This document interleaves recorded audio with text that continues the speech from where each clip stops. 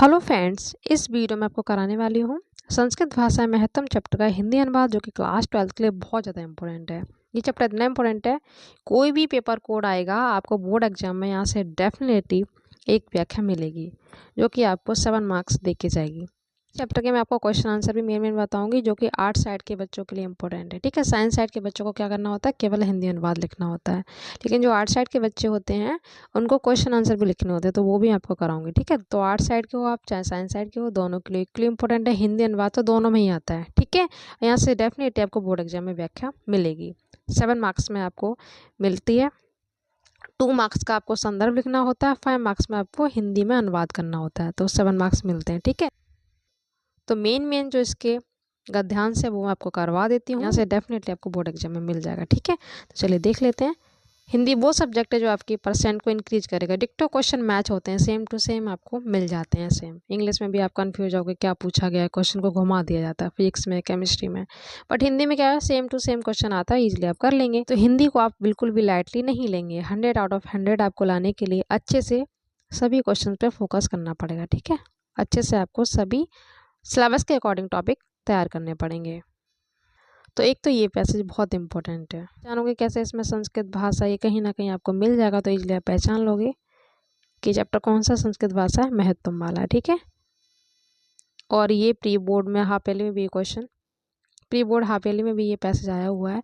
आपको pre board half yearly first term के paper देख लेने प्लेस पे जाके, क्योंकि यहाँ से क्वेश्चन आपको डायरेक्टली मिलेंगे। ठीक है,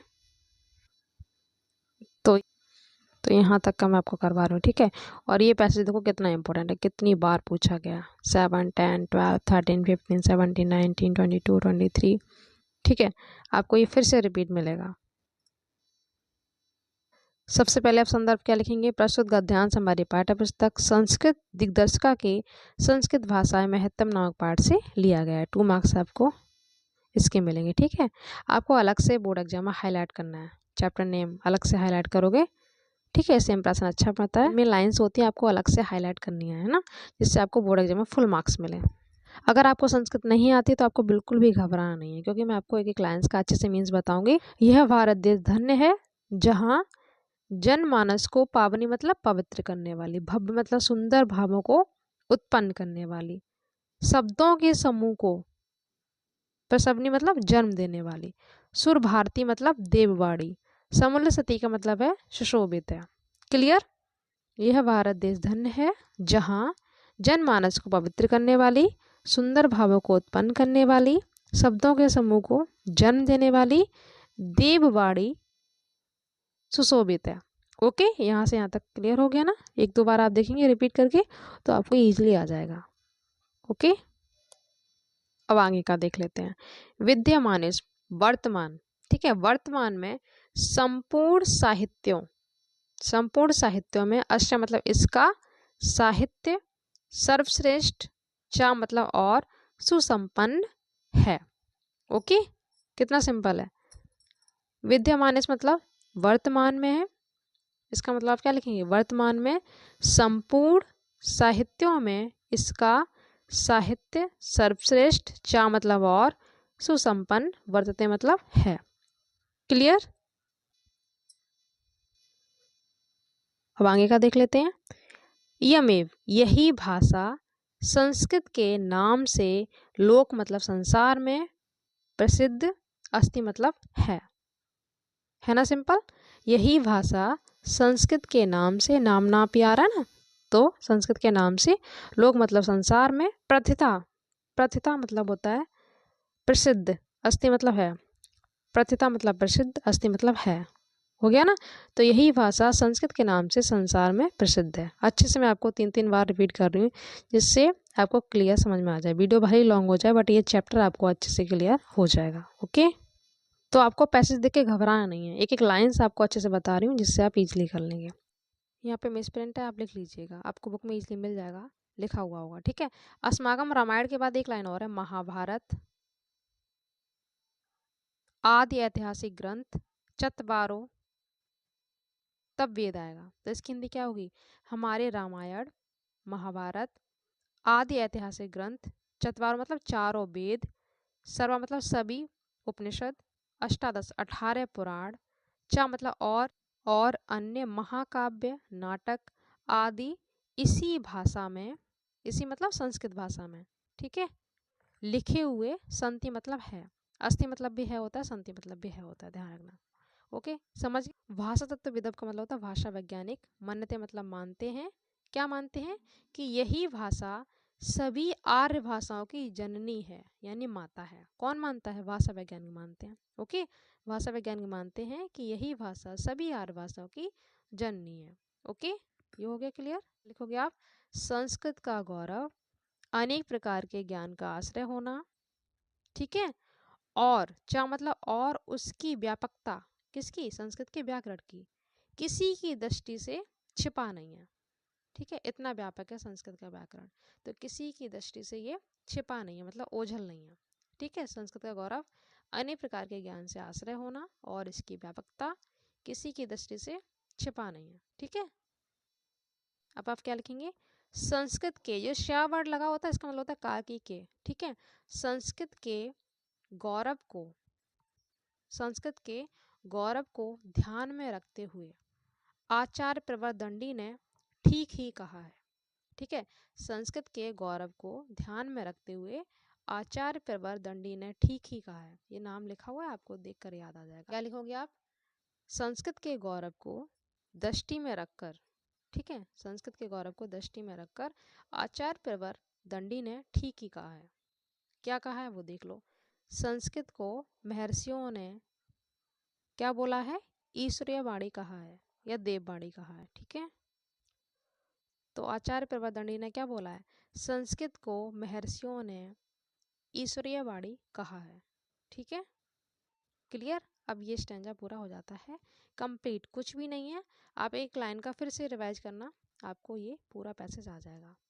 और एक बात और, आपसे एग्जाम में जितना पूछा जाए आप उतना ही लिखेंगे। अगर यहाँ तक आया तो आप यहाँ तक, आपको पूरा रट्टा नहीं मानना है, बस आपको एक एक मीन्स में इसीलिए बता रही हूँ जिससे आपको एग्जाम में पता चल जाए कि आपको कितना पैसेज लिखना है। यहाँ तक आएगा, भाषा वैज्ञानिक मानते हैं तो आप यहाँ तक लिखेंगे, ठीक है।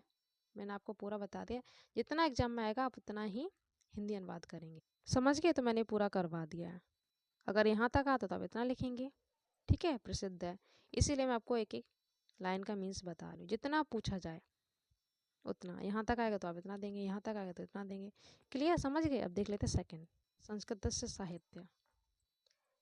सेकंड पैसेज भी बहुत इंपॉर्टेंट है, कई बार बोर्ड एग्जाम में पूछा गया है। देखो यहाँ पर संस्कृत वर्ड आ गया, साहित्य आ गया, व्याकरण आ गया, तो इसलिए पहचान लेंगे चैप्टर कौन सा है, संस्कृत भाषा महत्वमाला है, ठीक है। यहाँ से लेकर पूरा मैं आपको करवाऊंगी यहाँ तक, कितनी बार एग्जाम में आया है, ठीक है, रिपीटेड हुआ है, कितनी बार बोर्ड एग्जाम में ये रिपीट हुआ है, समझ सकते हो ना आप। तो चलिए इसका भी देख लेते हैं। तो चलिए ये भी देख लेते हैं कि क्लाइंट का, आपको कुछ भी रट्टा नहीं मारना है, ठीक है। आपको लिखा हुआ मिलेगा, बस वर्ड कैच करना है और आपको हिंदी अनुवाद करते जाना है, ठीक है। संस्कृत का, संस्कृतस्य का मतलब होता है का की के, मैंने आपको बता ही दिया। संस्कृत का, ठीक है, साहित्य, सरस, और चा मतलब और, व्याकरण सुनिश्चित है, क्लियर। तो फर्स्ट लाइन का हिंदी अनुवाद क्या होगा, आप इजली कर लेंगे। संस्कृतस्य मतलब संस्कृत का, जो ये श्या वर्ड लगा होता है ना का की के, अपने अकॉर्डिंग आप लिखेंगे। संस्कृत का साहित्य, कुछ भी नहीं है, बस आपको वर्ड कैच करते आना। सरस, चा मतलब और, व्याकरण सुनिश्चित है, क्लियर हो गया। संस्कृत का साहित्य सरस और व्याकरण सुनिश्चित है। तस्य उसके गद्य और पद्य, लिखते ना गद्यांश पद्यांश, वही है। उसके गद्य और, चा मतलब और, पद्य, लालित्य, जो जो वर्ड है वही मैं बोलती आ रही हूँ, ठीक है, वही आपको लिखना है। भाव बोध की सामर्थ्य, कुछ भी नहीं मैंने चेंज किया, ठीक है, वही है जो इसमें लिखा हुआ है, वही मैं बोल रही हूँ, ठीक है। भाव बोध की सामर्थ्य मतलब शक्ति, अद्वितीय मतलब अनुपम, ठीक है, अनुपम। श्रुति माधुर्य वर्तते मतलब है, हो गया ना। तो ये भी इजी है, देखो उसके गद्य और पद्य, लालित्य, भावबोध की सामर्थ्य, अनुपम और श्रुति माधुर्य है। ये मतलब अनुपम और श्रुति माधुर्य वर्तते मतलब है, जो जो ये लिखा है वही मैंने बोला है। किम बहुना का मतलब होता है अधिक क्या कहें, अधिक क्या कहें, ओके। किम बहुना मतलब अधिक क्या कहें। चरित्र निर्माण की जैसी अच्छी प्रेरणा, सत्प्रेरणा मतलब अच्छी प्रेरणा, चरित्र निर्माण की जैसी अच्छी प्रेरणा संस्कृत साहित्य संस्कृत साहित्य ददाति मतलब देता है। क्लियर। तो अब आप क्या लिखेंगे, वैसा कोई अन्य साहित्य नहीं देता, मतलब जो अच्छी प्रेरणा संस्कृत का साहित्य देता है वैसा कोई और साहित्य नहीं देता। क्लियर, समझ गए। जो वर्ड है वही आपको कैच करना है। मूलभूत जैसा है वैसे आप लिखेंगे। मूलभूत मानवीय गुणों जैसी विवेचना संस्कृत साहित्य में है, वैसी अन्य किसी में नहीं है। तो क्या लिखेंगे आप, मूलभूत मानवीय गुणों जैसी विवेचना संस्कृत साहित्य में है, वैसी अन्य में नहीं है, मतलब वैसी और किसी में नहीं है। गुण उत्पन्न होते हैं वो देख लो संस्कृत के साहित्य से। दया, दान, पवित्रता, उदारता, नफरत ना करना। ठीक है, किसी से क्या नहीं करना, नफरत, जलन नहीं करना। क्षमा, अन्य मतलब और, अनेक गुण इस साहित्य के अध्ययन से, इस साहित्य के अध्ययन से क्या होते हैं, उत्पन्न होते हैं। दया, दान, पवित्रता, उदारता, नफरत ना करना, क्षमा और अनेक गुण इसी के साहित्य के अध्ययन से उत्पन्न होते हैं। ओके, अब आप देख लो जो मैंने समझाया वो इसमें लिखा हुआ है। ठीक है, आपको अच्छे से नोट डाउन कर लेना है। पहले वाले का मैंने हिंदी अनुवाद आपको नहीं दिखाया, भी आपको दिखा दूंगी। ठीक है, जो मैंने बोला वही इसमें लिखा है। अधिक क्या कहा जाए फिर अधिक क्या कहें, थोड़ा सा लैंग्वेज में डिफरेंस हो सकता है, नहीं देता ये मैंने आपको बता ही दिया। ठीक है, वैसे अन्य में नहीं, मतलब किसी और में नहीं है। इस साहित्य के अध्ययन से क्या क्या मिलता है, दया, दान, पवित्रता, उदारता, नफरत ना करना, भी मैंने आपको बताया था ना, क्षमा, अन्य अनेक गुण इस साहित्य के अध्ययन से उत्पन्न होते हैं। समझ गए। फर्स्ट वाला मैंने आपको नहीं दिखाया था हिंदी अनुवाद, मैंने आपको ओरली समझाया, वो भी देख लेते हैं, आपको नोट डाउन कर लेना। ओके, फर्स्ट वाला ये रहा। ठीक है, ये भारत देश धन्य, यहाँ से लेकर आपको अच्छे से नोट डाउन कर लेना है। वर्तमान में सभी साहित्य में इसका साहित्य। ठीक है, व्यापकता किसी की दृष्टि से छिपा नहीं है। ये फर्स्ट वाला यहाँ तक था। ठीक है, अब इस चैप्टर का most important last third stanza देख लेते हैं। ये थर्ड पैसेज है जो कि लास्ट है। यही 3 पैसेज आपको इस चैप्टर के करने हैं जो कि बार बार बोर्ड एग्जाम में रिपीट होते हैं। ठीक है, मैं आपको पहले हिंदी में अच्छे से बताती जा रही हूँ, पहले मैं आपको एक एक लाइन का मीन्स बताती जा रही हूँ, फिर मैं आपको दिखा दूंगी, तो आप नोट डाउन कर लीजिएगा। ओके, जो ये लिखा है वही आपको मैं समझाती जा रही हूँ, कुछ भी आपको रट्टा नहीं मानना, आपको ये लिखा हुआ मिलेगा। ठीक है, तो आप देखो, संस्कृत साहित्य के आदि कवि, किसके, संस्कृत साहित्य के आदि, जो आदि कवि हुए हैं वो आपको नाम लिखने हैं। आदि कवि कौन कौन से, वाल्मीकि, ठीक है, महर्षि व्यास, कविकुल गुरु कालिदास, और अन्य कौन कौन से, भास, भारवी, जो ये नाम है वही आपको लिखता जाना है, वही आपको लिखते जाना है। ठीक है, समझ गए। भास, ये अलग अलग नाम है, भास, भारवी, और आप इसके बाद लिखेंगे भवभूत, भवभूत, आदि महाकवि। ठीक है, आदि महाकवि अपने ग्रंथ रत्नों के द्वारा, क्योंकि इन्होंने ग्रंथ रत्नों की रचना की है। ठीक है, अपने ग्रंथ रत्नों के द्वारा आज भी पाठकों के हृदय में विराजते, मतलब विराजमान है। ठीक है, समझ गए। संस्कृत साहित्य के आदि कवि कौन कौन थे, वाल्मीकि, महर्षि व्यास, ठीक है, कविकुल गुरु कालिदास, और अन्य भास, भारवी, भवभूत, आदि महाकवि अपने ग्रंथ रत्नों के द्वारा आज भी पाठकों के हृदय में विराजमान है। क्लियर, जो ये लिखा है वही आपको बोलते जाना है। ठीक है, ये सारे नाम हैं, बस भवभूत हो गया, आदि महाकवि अपने ग्रंथ रत्नों के द्वारा आज भी पाठकों के हृदय में विराजमान है। समझ गए।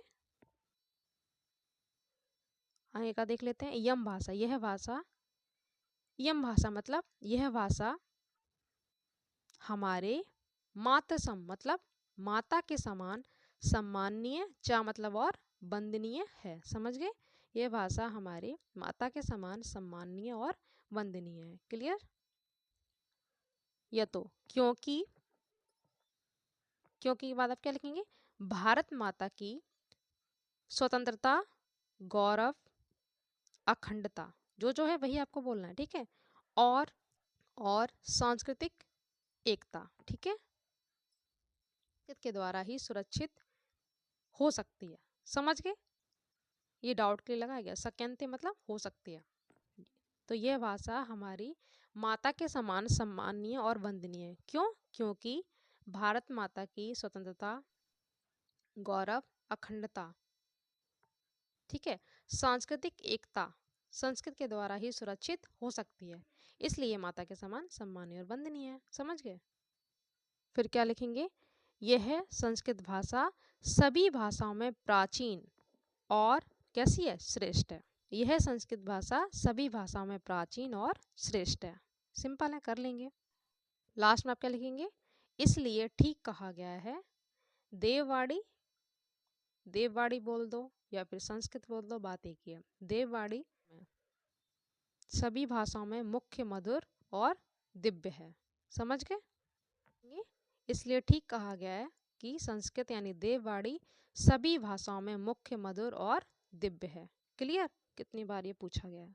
ठीक है, अब इसका मैं आपको हिंदी अनुवाद दिखा देती हूँ। ठीक है, ये आपको यहाँ से लेकर यहाँ तक जो जो आपको नाम वहाँ पे मिलेंगे वही आपको नोट डाउन करते जाना। ठीक है, यहाँ पर ग्रंथ है, मिसप्रिंट है, ये विराजमान है या फिर ब्राज रहे हैं, बात वही है, थोड़ा सा लैंग्वेज में चेंज हो सकता है, बाकी वही है। ठीक है, ये मैंने आपको बता ही दिया। अखंडता वो वर्ड था ना, जैसा है वही आपको लिख देना है। सुरक्षित हो सकती है या रह सकती है, बात एक ही है। ठीक है, ठीक है, समस्त लिख लो या सभी भाषाओं में प्राचीन से मैंने बता ही दिया, प्राचीन एवं श्रेष्ठ है। अतः लिख लो या फिर इसलिए ठीक ही कहा गया। देव भाषा यानी देववाड़ी संस्कृत सभी भाषाओं में प्रधान मतलब मुख्य। ठीक है, यहाँ पर मुख्य भी आप लिख सकते हैं, मधुर और दिव्य है। ठीक है, क्लियर? और फटाफट से इसके क्वेश्चन आंसर देख लेते हैं जो आर्ट साइड के बच्चों के लिए इंपॉर्टेंट है, साइंस साइड में नहीं आते। अगर आपको व्याख्या आ जाएगी तो ईजिली आप क्वेश्चन आंसर भी कर लेंगे। सभी भाषाओं की आर्य भाषा जननी कौन सी भाषा है? तो संस्कृत भाषा है। ठीक है, बस आपको ये वर्ड यहाँ पर लिखना है, का की जगह आपको संस्कृत भाषा लिखना है। समझ गए? सेकंड, संस्कृत साहित्य की विशेषता क्या है? तो वही आप लिख देंगे, सरस, मधुर। ठीक है, सिंपल। आदि कवि कौन थे? तो आदि कवि आप लिख देंगे। ठीक है, नाम अभी मैंने आपको बताया था। व्यास ने किसकी रचना की? महाभारत की। किम की जगह महाभारत लिख देंगे आप। कौन सी भाषा सबसे प्राचीन और श्रेष्ठ है? तो संस्कृत भाषा। ठीक है, कौन सी भाषा देववाड़ी है? तो वही संस्कृत। बहुत सिंपल है, इजीली आप कर लेंगे। माता के समान सम्मानीय और वंदनीय कौन है? संस्कृत भाषा। इजीली आप कर लेंगे, का की जगह आपको संस्कृत वर्ड लिख देना, बहुत सिंपल है। तो इस तरीके से मैंने आपको पूरा एक्सप्लेन कर दिया। इसके बाद आपको नेक्स्ट चैप्टर मिलेगा, तो देख लीजिएगा। Thank you so much.